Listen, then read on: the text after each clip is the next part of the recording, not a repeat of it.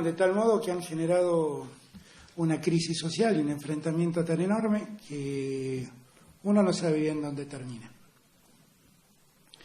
Gracias a Dios existe la solidaridad de presidentes y de pueblos latinoamericanos que fueron en socorro del agredido, que se llama Evo Morales. Y en eso quiero hacer una primera reflexión, porque no he hablado hasta aquí.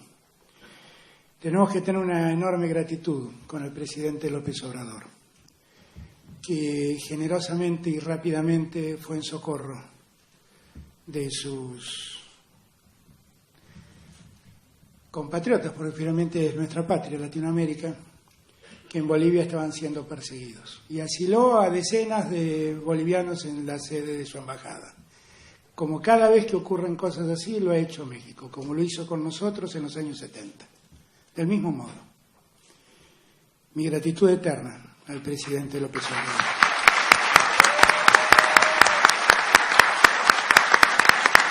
Hay otros hombres que de modo más silencioso también ayudaron. Mi gratitud al presidente de Perú, el presidente Vizcarra, porque él habilitó el espacio aéreo peruano para que puedan llegar un avión de México para buscarlo a Evo. Y se movió diplomáticamente para tratar de facilitar la llegada de ese avión a buscarlo a Evo, que todavía estamos esperando que llegue, pero que espero que llegue pronto. Gracias al presidente Vizcarra de Perú. Perú es otro país que muchas veces abrió la puerta a los necesitados y perseguidos de América Latina.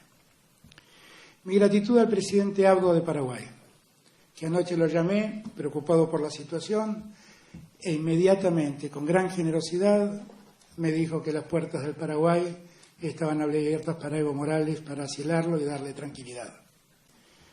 No hizo falta eso porque México ya nos había dado la ayuda, pero mi gratitud al presidente Abdo.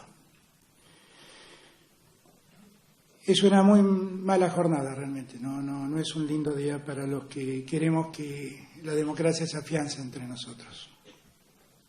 No hay ningún ejército que haya liberado un pueblo. Ha habido un golpe de Estado en Bolivia, para que nadie se confunda. Y para que hablemos claro y sin mentiras. Y que después cada uno se haga responsable de las cosas que dice. Pero el libro, dentro de todo, nos renueva las esperanzas, porque el libro habla de las políticas electorales, los proyectos, las campañas electorales en América Latina y cuál es el rol del progresismo. Y el libro es muy interesante, porque la verdad pone algunos temas en tela de juicio que a mí también me llaman la atención porque siempre lo hago. Ustedes saben que yo desde el año 2008 enseño comunicación política en España. Lo hice muchos años en Salamanca y en la Universidad Camilo José Cela de Madrid.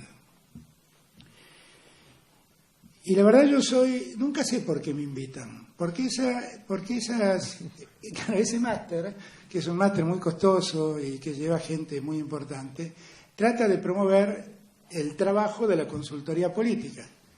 Y cada vez que hablo yo digo, no crean en los consultores políticos, porque el secreto es la política, no es la consultoría.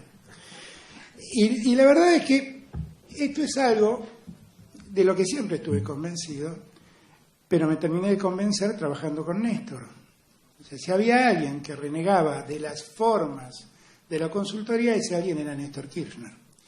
Y yo creo que él tenía mucha razón cuando decía, mirá, el secreto es la política. No es el cómo se dice o cómo te vestís. Un día me regalaron un libro en ese máster. Un tipo había escrito un libro para cómo uno debía vestirse si era candidato para ir a televisión y era muy impactante. Era realmente impactante, porque pensar que según uno se vista va a atraer a la gente es realmente llamativo. Es realmente llamativo.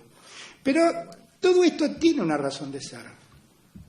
Que nosotros vivimos en un mundo capitalista y en el capitalismo la mercadotecnia ha sabido extenderse. La mercadotecnia son técnicas para saber cómo vender.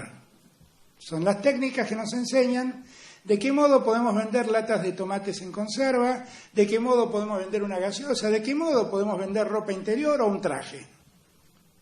No, eso hace la mercadotecnia. Trata de detectar quiénes son los posibles compradores y qué mensaje están esperando que el productor les dé para poder comprar esos productos. La lógica de la mercadotecnia se ha trasladado a la política. y funciona con la misma lógica. Y entonces han aflorado una serie de productos, entre comillas, herramientas, generosamente llaman las autoras y mi amigo Marco, que en verdad son sistemas por los cuales nos permitirían conocer qué espera la gente de un político. Y la verdad eso me hace mucho ruido, ¿para qué voy a decir una cosa por otra? Porque la gente de la política lo que espera es que le brinden mejores condiciones de vida, básicamente. Todos quieren que la política haga más llevadera su felicidad.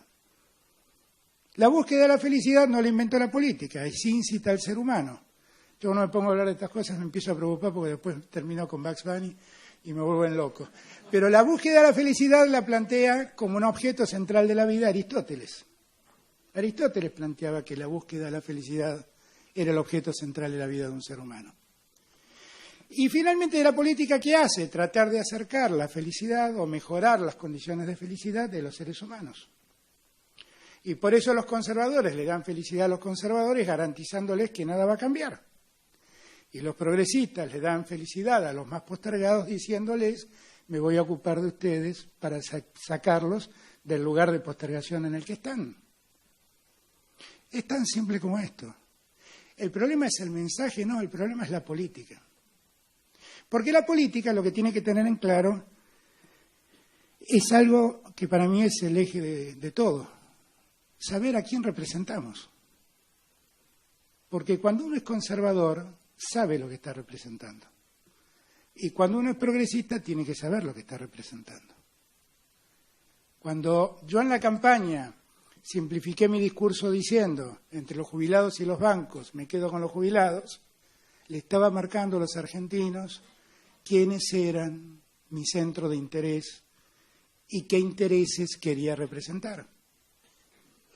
Y me entendieron. Y el compromiso que uno tiene es precisamente con esos sectores. Por eso se llaman progresistas. ¿Qué son esos sectores? Los más postergados, los más olvidados, los que no tienen voz, los que no tienen derechos. Eso es el progresismo. El progresismo es un sistema por el cual, políticamente, a través de acciones, podemos mejorar la vida, antes que nada, de los que están postergados. Y generar mejores condiciones de igualdad. Entonces, a mí me parece que ese debería ser el primer punto de debate del progresismo. ¿Por qué lo digo? Porque he visto en los últimos años muchas veces que el progresismo tendía a generar campañas que lo mostraran más cercano a los conservadores. No tan progresistas tampoco. Que parecieran una suerte de progresismo atemperado. Un progresismo light, un progresismo líquido, como diría Bauman, un progresismo que no parezca tan progresista para que nadie se asuste. Pero eso lo hacen en sociedades donde la desigualdad es muy profunda. Nosotros somos progresistas, pero antes somos peronistas. Y es algo difícil de explicar. Eso es algo difícil de explicar a los que no son argentinos. Pero los peronistas somos algo así como progresistas desvergonzados. O sea, decimos lo que creemos, nos plantamos donde queremos, nos abrazamos con los que nadie quiere que se abracen y decimos yo te represento a vos que estás en el pozo y te voy a sacar a vos que estás en el pozo. Y no tenemos vergüenza de hacerlo y decirlo. No tenemos vergüenza porque nacimos a la vida política de ahí.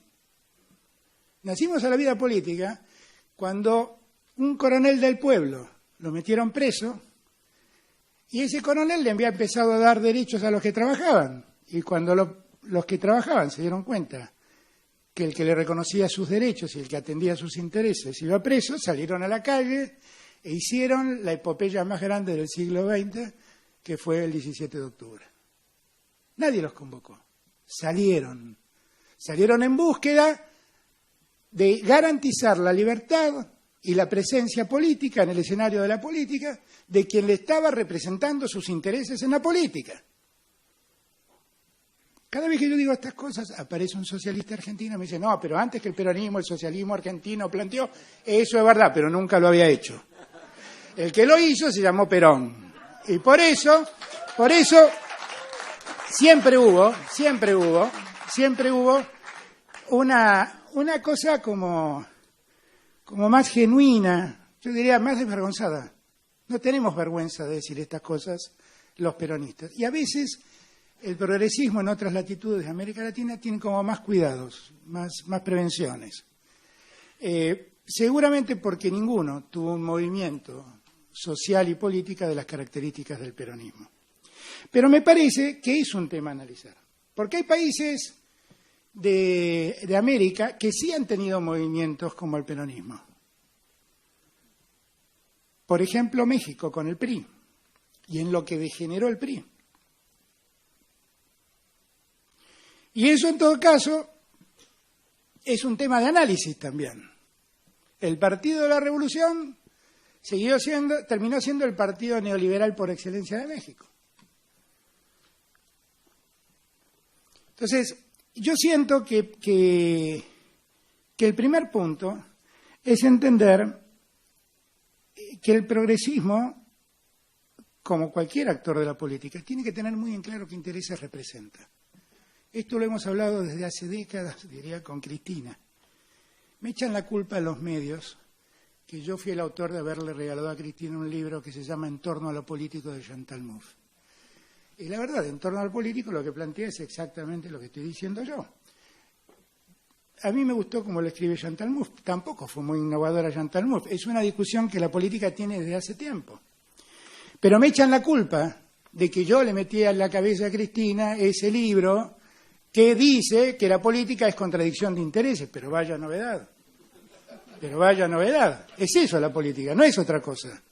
¿Qué intereses representa uno y qué intereses representa el otro? Hay en los procesos electorales, en verdad, esa creo que es la marca de los procesos electorales. Saber qué representa cada uno de los que participan. Es un poco más que un domingo, un hombre, una ilusión y un resultado. Es saber también qué intereses se representan. Lo dijo Marco, no le estoy bromeando, pero lo dijo también Marco. Cuando él planteó cuál es el combate, estaba diciendo lo mismo que estoy diciendo yo. A su modo afrancesado, pero estaba diciendo lo mismo. Y claro, ¿qué queremos representar nosotros? ¿Para qué querés ser presidente? ¿Qué pelea vas a dar? Cuando Lagos le comentaba también, bueno, yo hice tal cosa, hice tal otra, es un viejo y un mal sistema que tiene el progresismo, que es recordarle a la sociedad lo que ha hecho por la sociedad. Y en este punto, el progresismo está lleno de gente que se dice keynesiana. Entonces, a mí me parece que sería formidable recordarlo a Keynes. Cada vez que hablamos de eso, de no, pero mira que yo te di tal cosa, te di tal otra, recordemos lo que decía Keynes. Keynes, que no era un socialista, porque a veces lo presentan a Keynes como el ministro que bajó de Sierra Maestra, y no era, estaba muy lejos de ser eso Keynes. Keynes era un economista que creo que salvó al capitalismo, inclusive, con sus lógicas. Pero era antes que economista era un profesor de ética. Y la ética en Keynes pesaba mucho. Y por eso es tan valioso para nosotros. Porque en toda la lógica económica de Keynes hay un contenido ético muy fuerte. Siendo capitalista, un contenido ético determinante. Keynes explica cómo se mueve el capitalismo. Y entonces dice que hay algo, es algo que él suma a la economía como un elemento, que es el contenido psicológico que mueve la economía. Hay algo que él llama la propensión psicológica al consumo. ¿Qué es la propensión psicológica al consumo? Es algo que nos hace evolucionar en nuestras demandas. Yo tengo sed y quiero un vaso de agua. Cuando tengo un vaso de agua, la preferiría con gas. Cuando tengo un vaso de agua con gas, preferiría tomar un jugo de naranja. Cuando tengo el jugo de naranja, me gustaría pasar una gaseosa. Cuando tengo la gaseosa, quisiera tomar una cerveza. Cuando tengo la cerveza, quisiera un vino. Y cuando tengo el vino, quisiera tomar un champán. Y es esa búsqueda de una mejor calidad de consumo lo que mueve al capitalismo. esa propensión psicológica. La propensión psicológica funciona también en la política. ¿Qué es lo que nos pasa muchas veces? Lo hablábamos con Dilma en el almuerzo del sábado. Que uno trabaja mucho para sacar a gente de la pobreza y que entre a la clase media. Y cuando entra a la clase media empieza a incorporar los valores de la clase media. Y entonces ya sus demandas no eran las demandas que tenían en la pobreza, son las demandas de la clase media. Y a nosotros nos cuesta entenderlo, pero si vos eras pobre y ahora estás en la clase media, no te conformás por la propensión psicológica, que puede ser al consumo en materia económica o puede ser a mejor calidad de vida en materia política. Y esto, me temo, que es lo que le pasaba a Lagos el día que Marco le trataba de explicar cuál es tu combate. Y Lagos dice, mirá todos los combates que di y los gané. Sí, pero eso ya está adentro, está en el haber de todos los ciudadanos. ¿Qué más vas a hacer por esos ciudadanos? Ese es un tema que la política tiene que tener presente. Porque cada elección es un punto de arranque. Es empezar de nuevo. Es empezar a generar nuevas expectativas. Es empezar a definir nuevos objetivos. Porque es otra sociedad. La sociedad del 2019 no es la sociedad del 2015. Ni siquiera es la sociedad del 2011. Es otra sociedad. A la que en el medio, esa fue la única verdad que dijo, le pasaron cosas.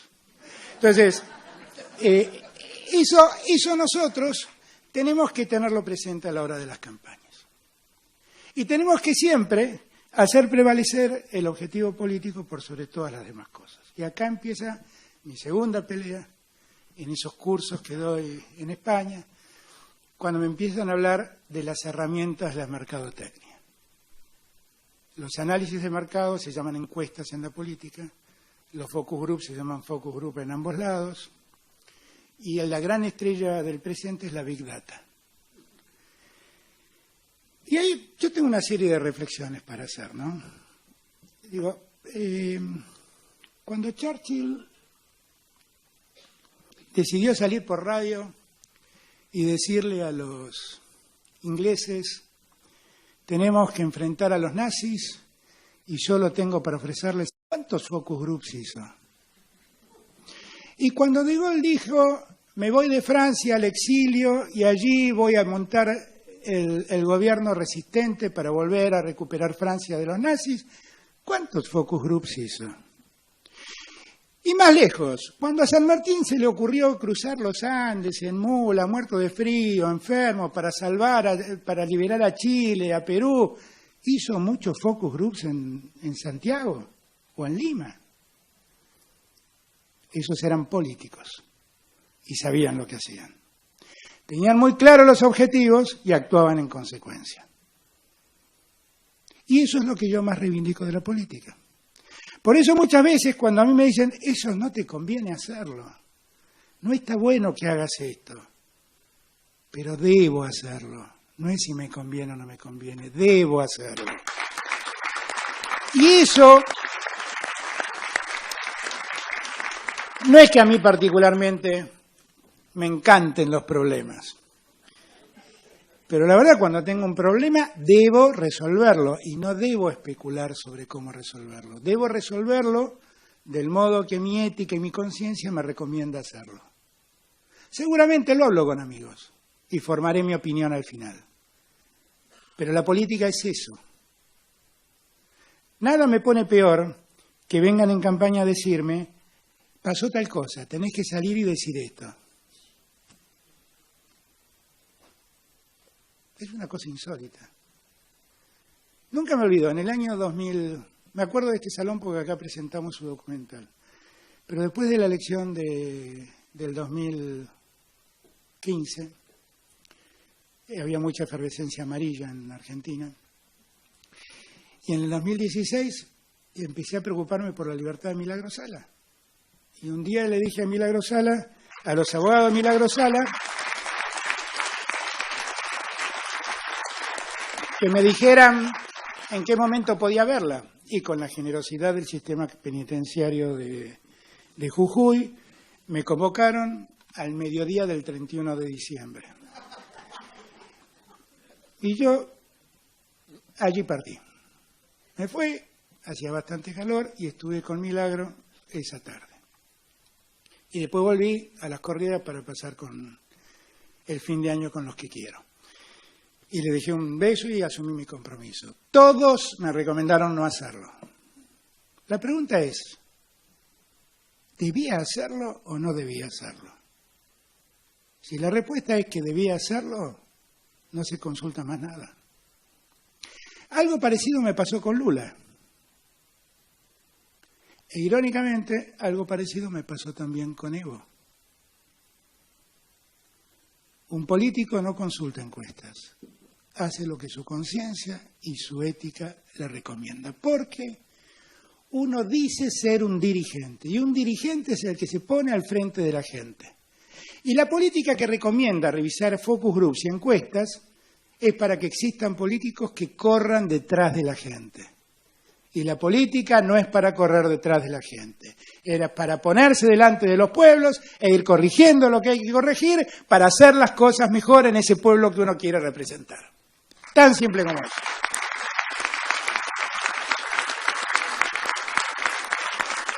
Me parece que todas estas cosas de distintos modos están planteadas en el libro. Y en verdad tiene un halo de aire fresco el poder revisar estas cosas en los tiempos que vivimos. Y también revisar los posicionamientos, como dijo Gisela, el posicionamiento del progresismo en los procesos electorales que vienen. Porque tenemos que estar muy convencidos de lo que somos, de lo que queremos representar, de a quiénes queremos representar y hacia dónde queremos ir. Y si estamos seguros de eso, puede haber gente que nos ayude a comunicarlo mejor. Pero lo que no debe haber gente es que nos convenza a copiar los métodos de los otros, porque eso no tiene que ver con nosotros. Nosotros no somos nunca producto del marketing. Nosotros somos hijos de la militancia política. Somos hijos de la política. Lo soy yo, me puse delante como buen burro, lo es Cristina, lo es toda la dirigencia política nuestra, lo es Marco, que fue expulsado de Chile por Pinochet cuando tenía meses de edad, meses de vida, expulsado por Pinochet, lo es Carlos, que padeció el exilio, y lo recogiste a él. Doble mérito. Gran amigo, ambos dos. La verdad es que somos gente que hemos dedicado nuestra vida a la política y que nunca nos hagan creer que debemos hacer lo que el marketing recomienda. Debemos hacer lo que nuestra conciencia nos dice y debemos cumplir el compromiso con aquellos que confiaron en nosotros. Antes que nada. Lo mejor que podemos hacer para que todos sean felices es terminar con los pobres. Dejar que deje de haber pobres en la Argentina. Y ahí vamos a ser todos mucho más felices. Esa es la obligación que tenemos. Todo el progresismo de América Latina. Y después, hacer lo que siempre hicimos. Defender la democracia y padecer a los golpistas. Pero como siempre hicimos, nos pondremos de pie una vez más y volveremos por la vía democrática a ser reconocidos por los pueblos. Gracias a las dos autoras por invitarme, gracias por dejarme hacer esta reflexión. Muchas gracias.